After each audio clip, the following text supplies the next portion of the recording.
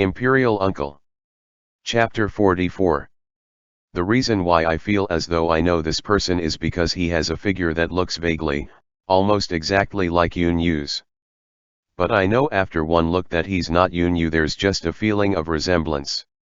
Even the way he sits and his manner as he spoke to that woman reminds one of Yun Yu. But it's the Yun Yu of 3 years past, and not the present Yun Yu, that he reminds me of. His speaking voice isn't the same as Yun Yu's voice. On the contrary, he sounds a bit like Yun Yu's old man, Yun Tang. But Yun Tang is already past 50. Even if he's run off from his little temple, he's unlikely to act out the madness of youth, to be so suave. Could he be related to the Yuns, and that's why he looks so much like Yun Yu? I decide that I may as well open the window then. On the deck next to ours, a few servants with lanterns help the woman onto the ship. The young woman smooths out her skirts and heads into the cabin, following them. But then the small boat that took her there splashes its way back to me. The boatman bows. "Sorry about that, customer. You didn't say anything back to us earlier, so we thought you didn't want company. There are other ladies on shore, why don't I fetch you another one?" "Forget it. Looks like I'm not fated to be with a beautiful woman this evening." The boatman replies at once, "Of course you're fated to be with one, there's plenty of fate to go around. Every lady on shore is looking forward to a fated encounter with you." How very unrelenting. As I'm about to answer, the man sitting by his window suddenly raises his voice. "My friend on the ship over there, it's a gorgeous night, and we have wine and beauty. Why don't you come drink with me?" I feel a little tempted, but still I decline. "Thank you for your offer, but I can't stay awake at night. I must sleep early to better resume the journey tomorrow." The man laughs. "Well then, I won't try to make you." He cups his hands together in a distant greeting. I return the gesture, but as it's pitch black, he probably can't see it. Soon afterwards, the shutters close over that window. I tactfully turn down the persistent boatman still waiting solicitously below, close my window, and go to bed. Early the next morning, after washing up, I'm just about to go see Lu Tongyi to ask if he knows anything about the man on the next ship over when I'm told by a young servant that some of the merchants on the nearby ships have come to call, and Lu Tongyi is at this very moment receiving these guests. I get to the cabin that's being used as a sitting room and indeed find Lu Tongyi there, sitting with a few people. At my entrance they all rise to greet me, and I return the courtesy. One of them is likely the same man I saw last night on the next ship. Lu Tongyi says, "This merchant Wan runs a big jewelry trading business." I reply with "What an honor" at once. The man laughs. "Merchant Mei thinks too highly of me. My name is Wan Jianshan. All I do is buy and resell rocks." The other merchants break into laughter. "Merchant Wan, if you're going to be that modest, we're going to lose the courage to even mention we're in the trading business." I raise my sleeve in greeting. "My name is Zhao Chai. I make a modest living bringing various goods with me around the country. Right now I'm hitching a ride on Merchant Mei's ship to the south coast in order to replenish my stock." Again, the other merchants start laughing. See, Merchant Zhao is even more modest. Clearly Merchant Wan really was being overly humble. Wan Qianshan doesn't look as much like Yun Yu during the day as he dimly did the night before, and he's probably a few years older than Yun Yu, being somewhere around 30. At present, Yun Yu is also a lot slimmer than he is.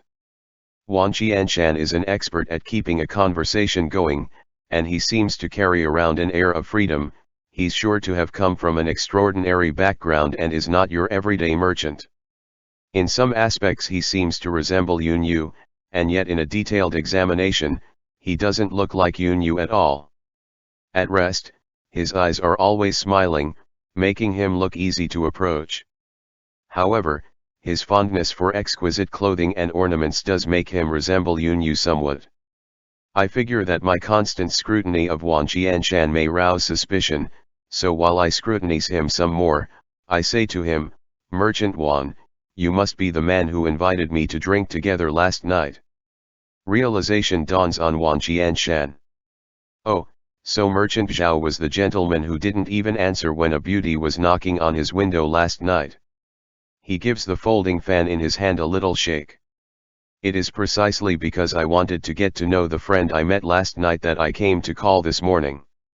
The merchants stay for a while, and after they finish networking, leave one by one. Soon, our ship leaves the Shuanei wharf, and we hasten on our journey. Only then do Lu Tongyi and I get some free time for breakfast.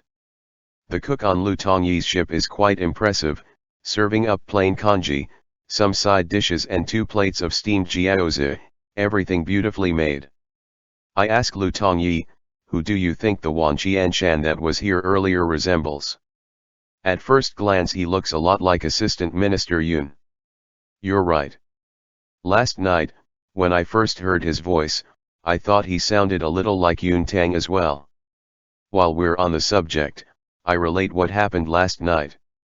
But now that I had a good look at him, the resemblance isn't really there anymore. Before that though I was thinking, could he be a Yun too? Lu Tongyi takes his sweet time finishing a single steamed jiaozi before replying. One cannot be sure. I recall that Assistant Minister Yun still has an older brother. I hesitate a moment. Are you talking about Yun Zhe? Yun Yu is the third of Yun Tang's children, he has one older brother and one older sister. All 3 of them were born of Yun Tang's proper wife. Lady Yun didn't come from the upper crust, she appeared to have been the daughter of a merchant family. Back before Yun Tang passed the imperial exams, his family was in a dire financial situation, and he only married her for the sake of supporting his way of life. Yun Yu's grandmother was extremely picky. Once Yun Tang won scholarly honor and moved up in the world, she just couldn't stop seeing this daughter-in-law as an eyesore no matter which way she looked at her. She wasn't noble enough, she didn't have the bearing of a functionary's wife, she was embarrassing Yun Yang. Yun Tang's grandmother regretted the match often. If she'd known her son would achieve so much so young she wouldn't have agreed to the match. Lady Yun listened to this day in and day out and of course it saddened her. Since Yun Tang ranked in the exams at such a young age, there was no lack of women who'd want to throw themselves at him, and he took quite a few concubines, each of them beautiful and talented. Melancholy built up in Lady Yun's heart, and she died giving birth to Yun Yu's younger brother. They weren't able to keep the child, either. It is said that Yun Tang was putting on a celebration for one of his concubines at the time this happened. Yun Yu and his older sister were still very young, but the eldest son Yun Zhe was already quite mature, and he held a grudge against his grandmother and Yun Tang. He left a note and left home when he was 14, cutting all ties with the Yun family.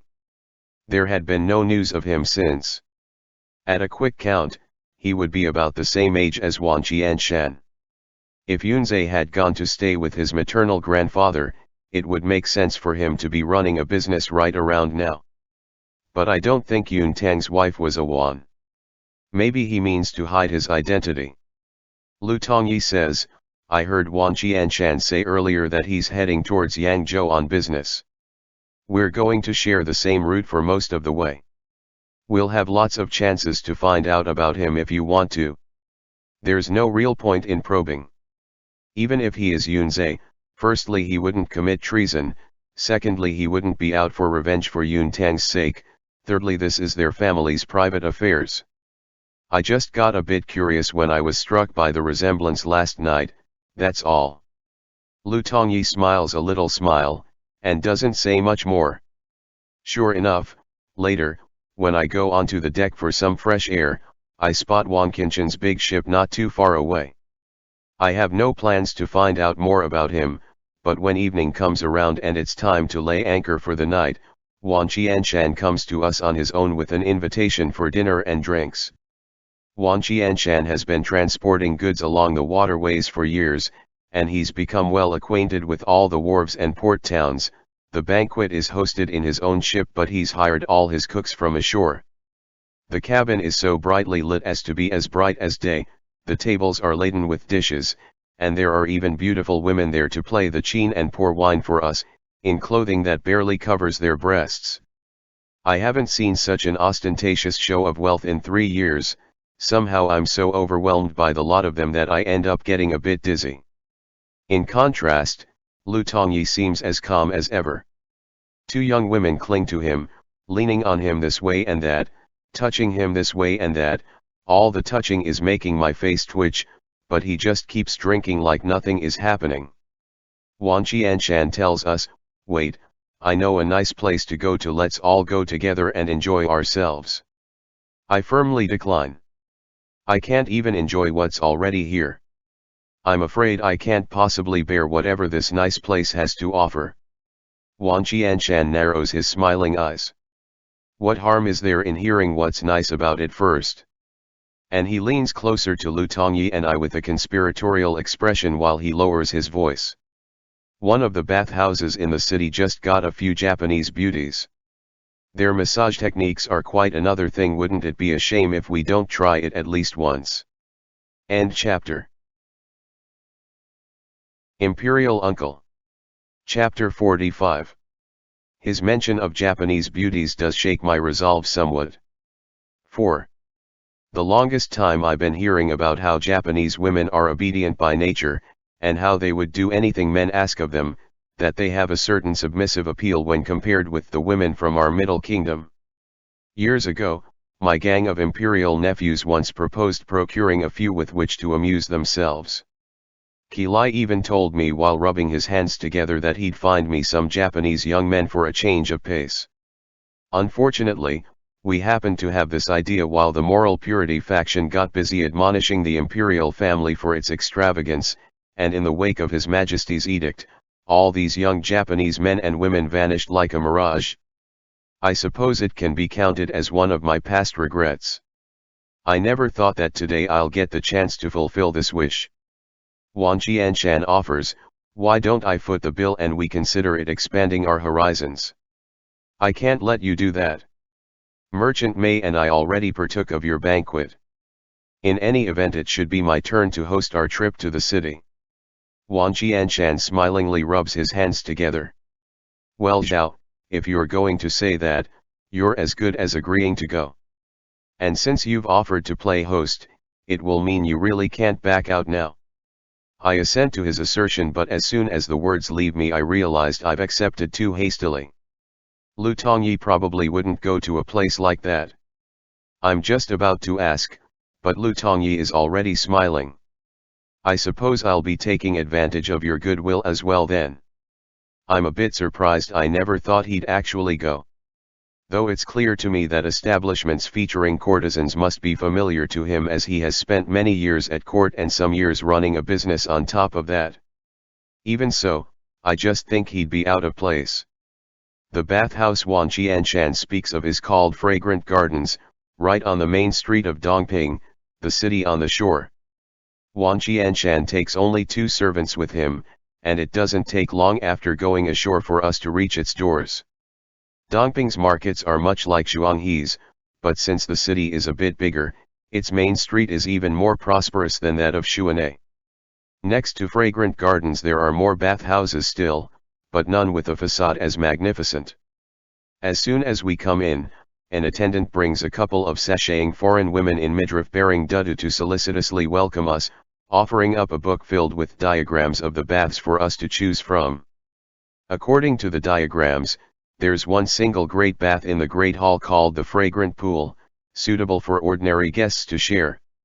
As for the smaller rooms with individual baths, they're sorted into 2 areas, one called a Taste of Serenity, filled with rooms such as the Hangzhou Pavilion, Suzhou Pavilion, Capital Pavilion, and so on, all named after famous native destinations.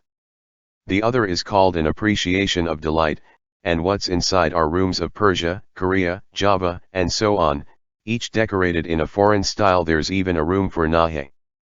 The attendant points out the innermost corner to us. This is the newly built Japan room, even the pool is new. It's the only deluxe pool we have free right now. What a coincidence.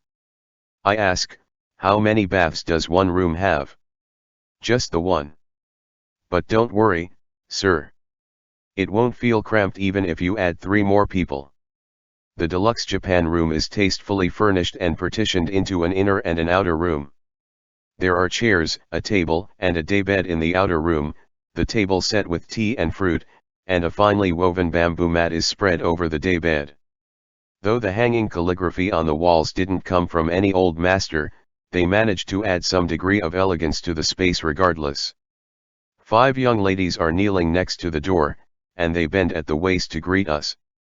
Lu Tongyi and I both bid them to rise, but they remain kneeling. The attendant tells us, they're genuine Japanese women. They always kneel when they wait on guests. You'll get used to it. Wan Qianshan asks, if they need to remove our clothes, can they reach high enough? The attendant hastens to add, they'll stand when they need to stand, of course. We'll just have to see for ourselves then. We tell the attendant he may go. The room has hardwood floors, and it's exceedingly clean. The moment the 3 of us step inside, one of the young ladies follows closely behind us, scrubbing at the floor with a cloth while walking on her knees. She's dressed differently than the other 4 women. Presumably she specializes in this task alone. Wan Qianshan sits down on the daybed first. The moment he does, one of the women comes to him on her knees and takes off his shoes for him. Lu Tongyi and I are also each waited on by 2 other women in the same way. When it's time to remove our clothes, the kneeling women do stand up as we've been told, keeping their eyes lowered meekly the whole time, and the way they take off our clothes is also particularly gentle. Snow-white skin shows next to their collars, their appearance full of a foreign flair. As I spend a pleasant moment in appreciation, out of the corner of my eye I can see another woman helping Lu Tongyi take off his outer garment. The lapels of his inner robes are half open, and in the path of the steam rolling in from the next room, he doesn't seem very much like the Lu Tongyi I know. The inner room is hazy with steam. The water in the pool is so clear that one can see directly to the very bottom. It's very pleasant to soak in indeed. The 3 women kneel and wait on us at the edge of the pool, and though their massage is on the weak side, there's a certain air of intimacy to it all. Wan Qianshan is evidently irregular, he's leaning back against the edge of the pool and letting the woman rub his shoulders and neck as she sees fit, but he's still able to converse with Lu Tongyi and I at the same time. Lu Tongyi sits not far from him, and as a rule he's rather quiet. He reclines by the pool's edge, looking indolently languid. I once wished, even if it was only in my dreams, to gaze upon a Chancellor Lu without any clothes on, and now that my long-cherished dream is fulfilled, I feel somewhat oddly complicated. Some time after, the 4th woman kneels down by the pool, bearing a tray with a silver wine set on top of it. Wan Qianshan drinks down the cup of wine she brings to his lips, then he grabs her wrist and pulls her down. In a splash of bath water she falls into his lap, and she looks up meekly at him. Wan Qianshan pulls her dress open beneath the water, and in an instant they're a tangle of limbs. The woman who's been massaging me slips into the water, her tender lips fragrant with wine. I taste the wine from her lips. It's mild and sweet, aromatic, but lacks the richness of alcohol, rather more like sweet soup than wine. As I push her away a little, I spy that the woman waiting on Lu Tongyi has moved to sit on top of him, and her lips are pressed to his. I get up, climb out of the pool, and head to the outer room. The woman who's been serving me follows, and seeing that I'm throwing on an inner robe to sit on the bed, she kneels down at its edge and looks up at me, a tinge of fear coloring her expression. I wave her off. Go back in there and take care of those 2. I'm going to rest here for a while. She obediently leaves at once, somehow understanding what I said to her. These women may not even be from Japan, they may just be locals. I have no idea if Wan Qianshan and Lu Tongyi are going to be able to leave the bath soon. For now, I'll take a nap on the daybed. In my dreams I'm once again back at the capital. In a private dining room, Chu Sun fills the cup before me with wine. Across from me, that someone pulls the beautiful woman next to him into his arms, and smiling, he raises a jade cup towards me. Is the wine to your highness's liking today? I hear myself say, It's the yellow wine that Chief Yun had the mood to warm personally, who can speak a single word of complaint. As we leave the fragrant gardens, Wan Qianshan heaves a long sigh of dissatisfaction. You two sure have high standards. The women we met today were already above average, and still one of you barely touched one before leaving, and the other merely humored her for a bit. So I wasn't in the mood to stay long either. He sighs once more. I put my hands together apologetically. I don't know what's with me today, but I just wasn't interested. I promised to entertain but ended up putting a damper on your fun instead. I'm truly sorry. Lu Tongyi has had a peculiar expression on his face since earlier, as though lost in thought. And now his brows are furrowing. Those Japanese women in the bathhouse were behaving rather suspiciously. Of course they're suspicious, I counter. How can women who just come from Japan understand our language? They must have been locals from Dongping. Lu Tongyi shakes his head. That's not what I'm talking about. They were kneeling on the floor the whole time, and appeared keen on finding out what's under our clothes. Then, when they took the initiative in the pool, it made it ever more obvious that they wanted something. Wan Qianshan and I turned to him at the same time. We both cough. Ran Merchant May, of course these women wanted something. What they wanted was, and I cough again. Wan Qianshan adds, that's right, he coughs as well, and what they sought was but some sort of approval from myself and the two of you, and he trails off, laughing. Lu Tongyi stares dead seriously at me.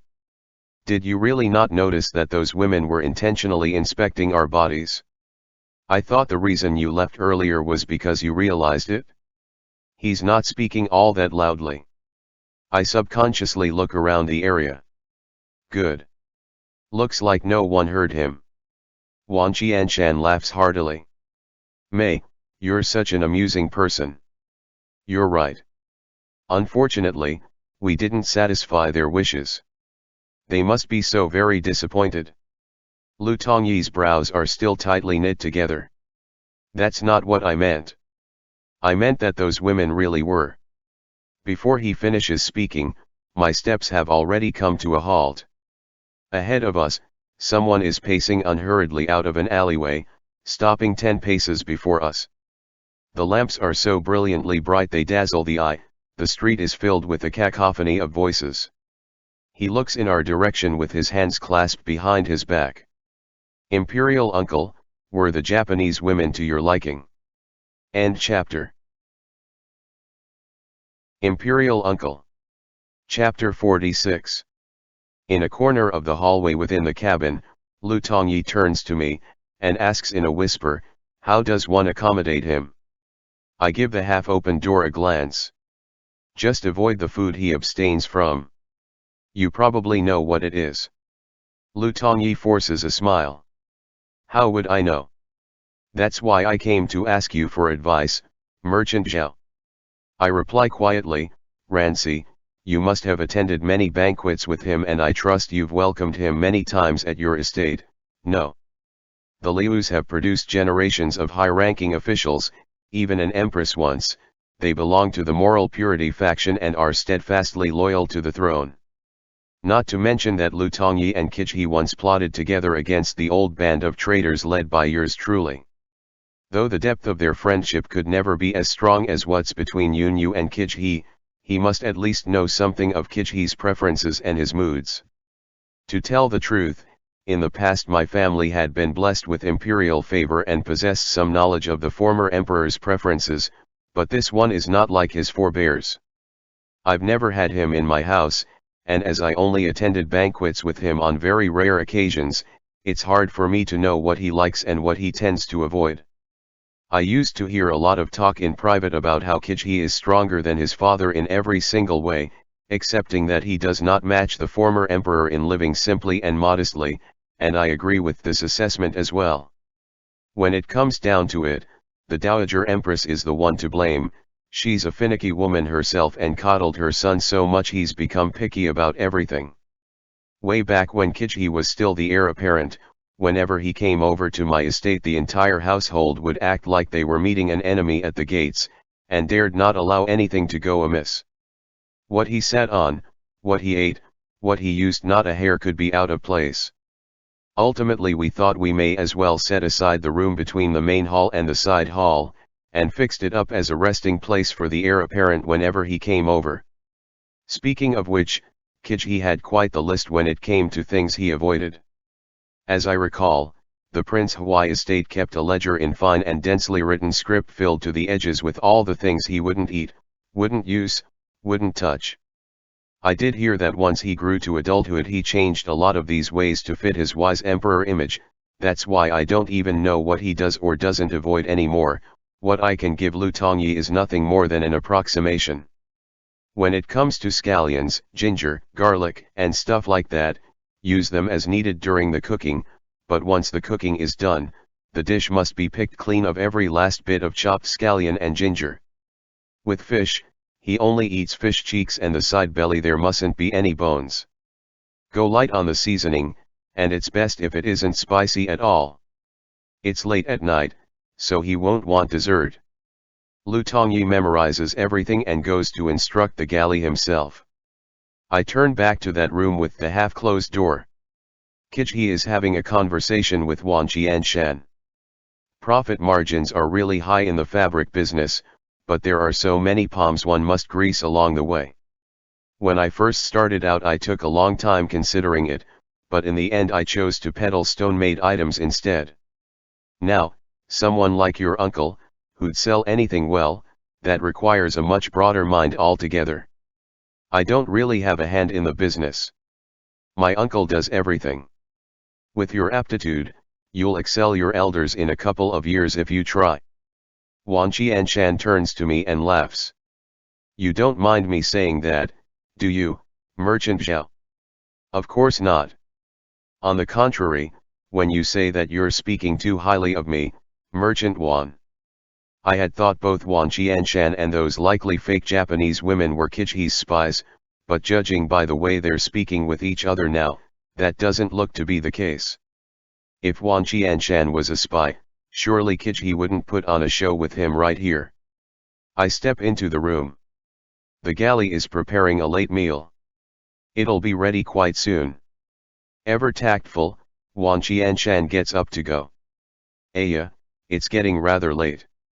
I guess I'll see you later. We're going the same way, after all. I'll call on you some other time when we dock again. I go through the courteous motions of inviting him to stay and dine with us, and after exchanging a few more words, I see him out. On my return to the room I find Kij standing before the table with his hands clasped behind his back. I did not anticipate his sudden appearance on the street earlier, so my only option was to bring His Majesty onto Lu Tongyi's ship. We haven't had a chance to speak openly until now. And right at this time, Lu Tongyi comes in with tea. I close the door firmly. Lu Tongyi puts down the tea, drops to the floor, and kowtows. I follow suit and kneel down as well. It's all right. This is no place for grand ceremony. Subject Lu, Imperial Uncle, please rise. Kij strolls a bit closer. Zhongbing's speculations were correct, after all. You did fake your death, Imperial Uncle. Subject Lu, someone saw Zhongbing visit your estate in the middle of the night after Imperial Uncle's death. His fake death and his escape were aided by you in secret. Lu Tongyi kneels down once more, and he calmly says, this subject is guilty of deceiving your majesty.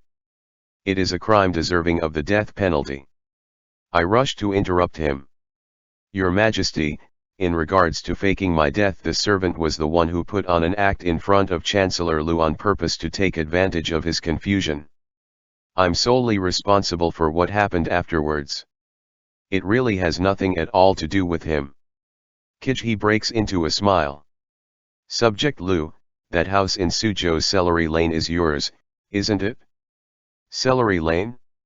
That is precisely where I stayed for a time after my escape from the capital. I turned slowly to Lu Tongyi. On awakening from my death, I had found myself in a secluded courtyard house. Zhang Xiao and his master were the only people there. I never asked them what that place was. It was by overhearing conversations between the two of them that I realized I was in Suzhou, and that the alley in which the house was situated was called Celery Lane. Didn't that house belong to Zhang Xiao's master? How did it turn into Lu Tongyi's? While I'm still busy grappling with my befuddlement, Kijhi starts to speak again. Subject Lu, though you've committed the crime of lying to an emperor, Imperial Uncle has been averted from an unjust death, and my most grievous blunder can be remedied at long last. All things considered, your contributions outweigh your errors. He takes another 2 steps forward, and leans over to help Lu Tongyi up. Rancy, these past years without you by my side, my mind could never be at ease. Come back to court with us. Lu Tongyi bows. Your Majesty, this subject have all read. Kijhi grabs him by the hand. Rancy, is there still such a word as separation between you and us? Back then, when you insisted on leaving, you should know how hard it was for us to let you go. Seeing this scene play out before my eyes, I cannot help but feel a bit light in the head. By rights I shouldn't be seeing things at my age yet, but... Kijhi grips Lu Tongyi's arm and gazes into his eyes. Over these past few years, we have already had a few children, but you remain unmarried. We kept the promise we made you 3 years past, but Chu Sun was determined to become a Buddhist monk, and that's why we arranged for his stay at the Pufang monastery where he can go chant his sutras. Rancy, it's already been 3 years. Isn't it time for you to come back to my side? End chapter. Imperial Uncle. Chapter 47. This subject never knew your Majesty thought so highly of him. It makes this subject feel so overwhelmed that this subject have no idea what to do. Lu Tongyi replies. Kijhi's brow furrows. Rancy, did we not treat you well enough in the past? The Lius have been graced with imperial favor for generations, and in the past your Majesty's treatment of this subject had been particularly kind. But my performance was hesitant and mediocre. Truly, this subject is unfit to be a ranking official. Someone resolute like Lord Zhang, whose actions are swift and decisive, is far more suited to assist your Majesty and to bring prosperity to the realm. Why, the present situation is a bit enigmatic. I was starting to think there was something between Kijhi and Lu Tongyi, but from Lu Tongyi's manner and the things he's saying, there doesn't seem to be anything between them. As soon as Lu Tongyi mentions Zhang Bing, Kijhi's expression freezes over. We think, he cannot be compared to you. Lord Zhang may have a unique way of handling things, but he's honest, righteous, sharp, and observant. He's worthy to be called a pillar of the imperial court. Kijhi turns a bit green in the face.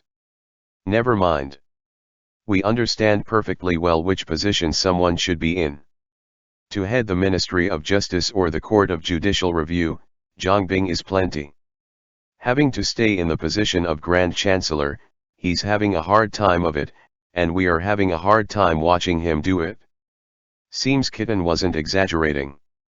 Zhang Bing's been such a torment to Kijhi these years that he's had quite enough. Kijhi shoots Lu Tongyi another glance. Oh, forget it. You'll probably decline no matter what we say right now. At any rate, we are going to sleep here tonight. You can take your time to consider my offer. He releases Lu Tongyi's arm at long last. But Lu Tongyi's face has gone a different shade. He looks over at me for help. I know that's because Kijhi said I'm going to sleep here tonight. But it's not an appropriate time for me to speak right now, so I can only helplessly look back at Lu Tongyi. Eventually, he speaks up and asks, Your Majesty, if this subject may be so bold to ask, where are your guards? Oh, we told them not to disturb Rancy and us. He sends a chilly glance in my direction, and Uncle, lest they get in the way of our conversation. Deng Tan is with them somewhere nearby. Lu Tongyi's expression relaxes a bit after he says that. Deng Tan used to be deputy captain of the Imperial Guard. It sounds like he's been promoted in the past couple of years. He's calm and taciturn, a reliable man. Lu Tongyi bows. Dinner will be sent along momentarily. This subject will get a cabin prepared for you. Kijhi paces to the side of the bed. He touches the bed curtain. Rancy, your ship is rather tasteful. You don't have to go out of your way to find me another room. We think this one's fine. Lu Tongyi looks at me again. That's because this is my cabin. Still next to the bed, Kijhi turns back around and sizes up the room. It looks like someone has been staying here. I have no choice but to tell him then, Your Majesty, this is my cabin. It's hardly good enough to house you. We better, let Chan Merchant Lu get another one ready. Kijhi sits down at the edge of the bed. We will take this one. Lu Tongyi seems to want to persuade him again. I give his sleeve a discreet tug. Well then, Your Majesty, please have some tea and rest here for now. Please allow Merchant Lu and I to excuse ourselves for the moment. Kijhi hums an assent. Lu Tongyi and I retreat from the cabin together. Once we're at a secluded corner, he turns to me once more to quietly ask, There's no one in there to wait on him. What do we do? That's precisely why we came out here. Send someone up to the deck at once and have them shout our Sir Zhao's attendants here and someone will come. Then all you have to do is lead them to the room. Lu Tongyi nods, rushing off to do as I ask. Soon, one of the boatmen does usher someone in. He's around 50, dressed in the short garment of an ordinary servant, with not a hint of a shadow above his upper lip. When he sees Lu Tongyi and I, he inclines his head and bows to us. His name is Wang Yu, a eunuch who's always taken care of Kijhi. When he was young he once took care of my dad as well. In the past he'd often come to ask after us at the Prince Hua estate. I cannot help feeling a bit sentimental upon seeing him. Since we can't converse freely outside, Lu Tongyi and I go to his room together. I only turn to speak softly to Lu Tongyi once the door is shut. Now send someone with Wang Yu and switch out the bedding and all the small items he may need for new ones. Lu Tongyi takes note, and asks me what else he needs to do. There's nothing else you need to do. I gesture at the cabin Kijhi is in. He's been like this ever since he was little. This habit of not staying in new rooms is also out of caution. It's all because the Dowager Empress spoiled him. Back then, the Empress Dowager left a list of instructions for Kijhi's visits to the Prince Hua estate. He would bring with him all the common items he needed. He wasn't allowed to use the room we had especially prepared for him. He had to keep staying in the oft-used common main hall. It seems she had fears that the room newly set up for him was trapped for an assassination. It was only later, once she was a trifle more convinced that my mother and I weren't idiot enough to assassinate the heir apparent in our very own estate, that she allowed us to prepare a quiet room for Kijhi to rest in, and even that was renovated from a break room I often used for myself. Lu Tongyi smiles a little at this. It doesn't look like this usual smile though, so I can't refrain from asking, what? Oh, it's nothing. But see, when I was still in the imperial court, I once heard the Empress Dowager grumbling that some of His Majesty's habits in his speech and conduct came from his frequent visit to the Prince Hua estate, that it was because Prince Hua spoiled him so. How can this be? That's naught but slander from the Dowager Empress. If the heir apparent or His Majesty has come to visit, wouldn't it be a crime if he's not properly catered to? Lu Tongyi laughs. But, when it comes to calling people by their courtesy name without due reason, well, in that aspect His Majesty and Prince Hua are somewhat alike. Flabbergasted, I turn to Lu Tongyi, and the words come tumbling out. Rancy. I'm going to get someone to change out the bedding. Then he turns, opens the door, and leaves the room. I watch him as he goes, my words weighed down in my heart, but now isn't the time to ask him. Kijhi eats a little dinner. He doesn't say it's bad, which means it's satisfactory. By the time his post-meal washing up has been seen to, it's already near dawn. Kijhi's full of energy, acting as though he doesn't plan to sleep at all. Good thing Wang Yu is here to convince him to get some rest on the bed. Once he's asleep, Wang Yu surreptitiously comes to the new cabin that Lu Tongyi had someone prepare for me, and passes on His Majesty's verbal summons. I'm to have an audience with His Majesty tomorrow morning, after breakfast. At dusk, I walk to the bow. The river is vast and wide, red-tinged clouds spread across half the sky. Lu Tongyi approaches and stops next to me. We'll be at the harbor for staying overnight in another 2 hours. No one is here besides us anymore.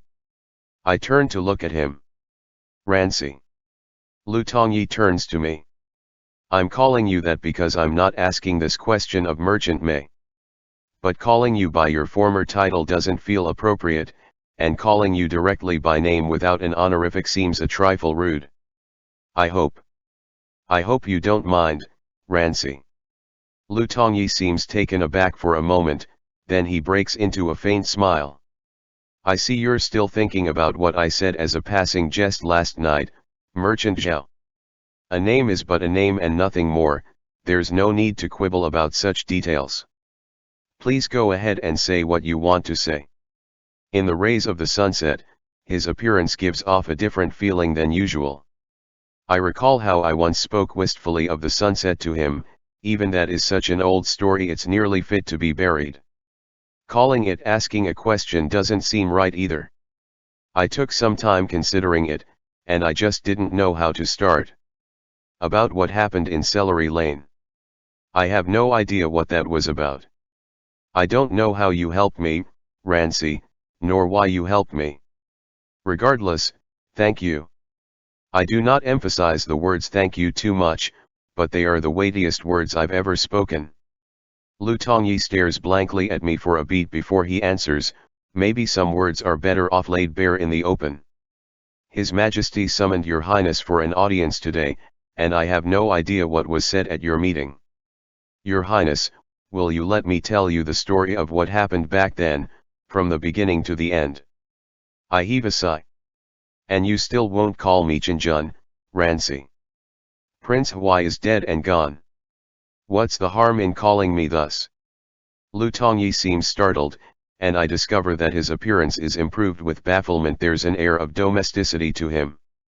Finally, wearing an ineffable expression, he spits out 2 syllables with great difficulty. Chenjun. I can't help but laugh out loud, the mood eases tremendously. But then Lu Tongyi squares off his expression again. This isn't a good place to talk. Can we speak in my room? I give my assent of course, and together we return to his cabin. Lu Tongyi secures the door and starts the tea. Calmly and quietly he recounts the tale. Ever since I was young, I often heard my grandfather say that the Prince Huai estate harbored overwhelming influence, and that influence would surely prove disastrous someday. If any of the Lius had the fortune to serve, then they had to make it their responsibility to check Prince Huai's power. Later, I placed on the imperial exams and became a part of the imperial court. One day I received an invitation to dine at a banquet with Lord Liu and some other officials of the moral purity faction. During that banquet I learned that spies had already been placed by Prince Huai's side in order to stop him from becoming disloyal. My place in the hierarchy of officials was still low at the time, and I was not a part of the plan, not until a few years later, when there were convincing, reliable reports of Yun Tang and Wang Qin plotting rebellion. By then Lord Liu had already passed away from illness, and the others present at that past banquet had also been supplanted and transferred out of the capital. I was working for the Court of Judicial Review by then, answering a summons from the Emperor. I discussed the matter with Prince An and other lords of the court. I said to His Majesty, though Yun Tang and Wang Qin had power, they didn't have many troops on hand. So why did they think they could stage a coup? I wondered if there was more to it. The one who supplied that the most likely culprit was the Prince Huai estate was also me. He's gone a little pale, but he continues to tell the rest. At the end of that particular meeting, after Prince An and the others withdrew, His Majesty kept me behind alone. He asked me if I had any other views. I could tell that His Majesty didn't want to suspect Your Highness, so out of caution I told him that without evidence I didn't want to make wild conjectures.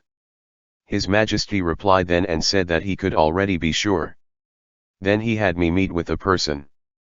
That person would be Yun Yu, Lord Yun. I remain silent, and keep on listening.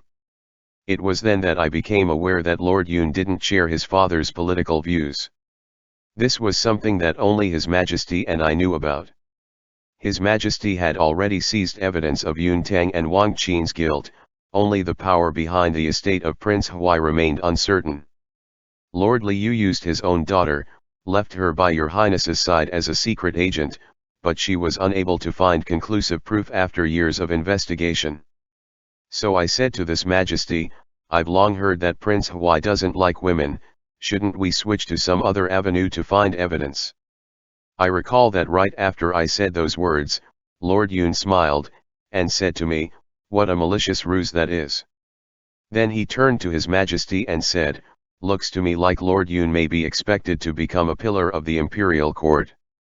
Sometime after that, I became the Grand Chancellor. And then? Chu Sun. I frown. I thought I heard you say that you weren't the one who set up Chu Sun.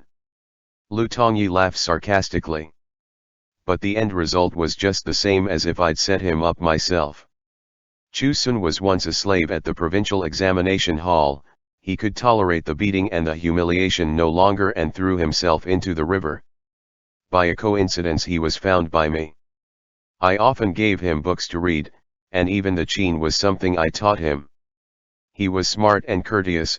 Later, when his sister paid his ransom to take him out of the slave register so he could become a Qin player, he told me that since I'm an official at court, it's not good for people to find out that I'm friends with him, and he never came to see me since.